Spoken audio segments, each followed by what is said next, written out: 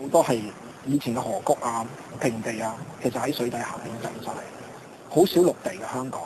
而家我哋見得到香港話有好多島嘅，我哋咪香港成即係有成200-300個島。咁呢啲島嶼其實就係以前一啲山頭嚟嘅，即係無論一啲山仔啊、一啲比較大啲嘅山、比較高啲嘅山嘅山頭嚟嘅啦。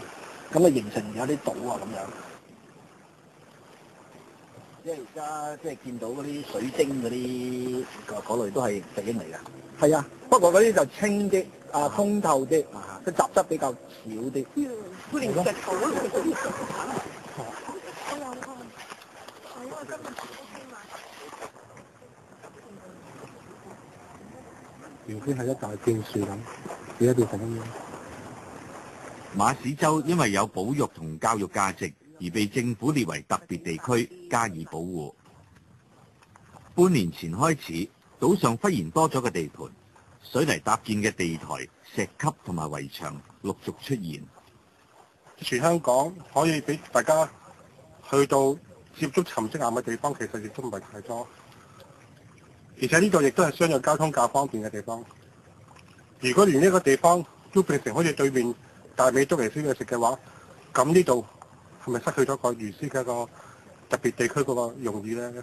嗰個原本係個樹林，樹林裏邊棲息咗好多昆蟲啊、雀仔啊，甚至乎樹木本身都係啲生命嚟噶嘛。而家我哋就去犧牲其他嘅生命嚟到做啲商業嘅行為，咁其實係咪要諗一諗究竟係咪真係值得咧？你而家變成咁，你永遠都冇可能再復原翻佢做一個。地貌及岩石保護協會秘書曾可怡話，佢哋曾經寫信俾多個政府部門查詢工程有冇違法，要求跟進。啲政府部門答我哋都話冇見過佢哋有申請任何一啲嘢喎咁樣。咁我哋唯有即係睇佢，因為佢冇申請第一，同埋佢而家冇做其他咩特別嘢。咁佢係一個農地，變成我唔耕種啫，佢又冇話起咗屋啊，冇其他嘢。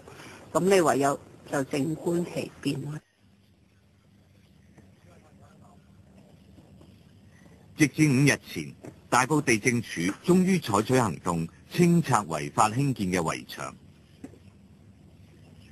喺地政署俾我哋嘅書面回覆，證實地盤有一成嘅地方屬於政府所有。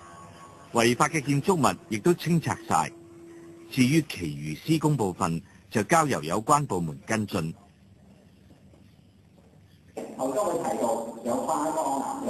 岩石保育協會嘅義工喺學校嘅邀請下，經常喺課堂上為學生補充基本嘅岩石知識。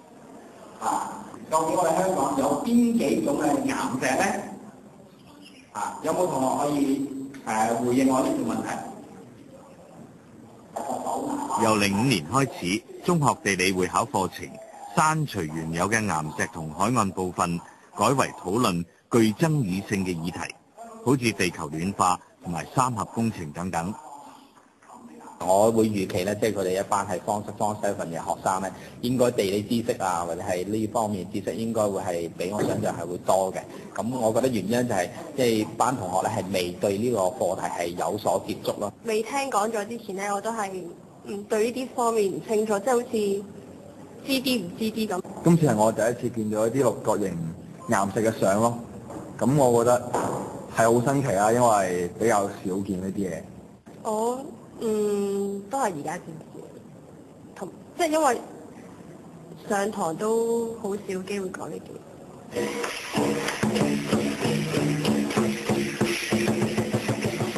政府打算喺今年9月向中央政府申請，將計劃中嘅香港地質公園列為國家級嘅地質公園，為晉身世界級嘅地質公園做準備。市民對於即係地貌、岩石嗰個認識同埋即係嗰個保育咧係需要建立嘅。咁我哋希望如果能夠成立到呢個地質公園，或者好似多啲地質公園嘅教育中心啊，啲人明白點解呢一個咁嘅山水嘅形勢係點樣產生嘅，某啲岩石嘅特質係點樣出現嘅。咁認識多咗，自然咧我諗嗰個保育嘅心力都強一啲。為咗加強市民對地質保育嘅認識同埋參與，有助申請，本港第一個地質教育中心上個月終於喺三門仔村開幕。吳振陽係中心嘅發起人之一，佢話起步雖然係遲，總算係踏出咗第一步。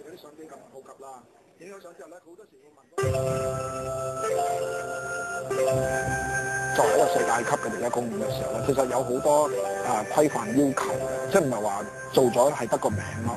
如果我哋達唔得到咧，係會被除名嘅。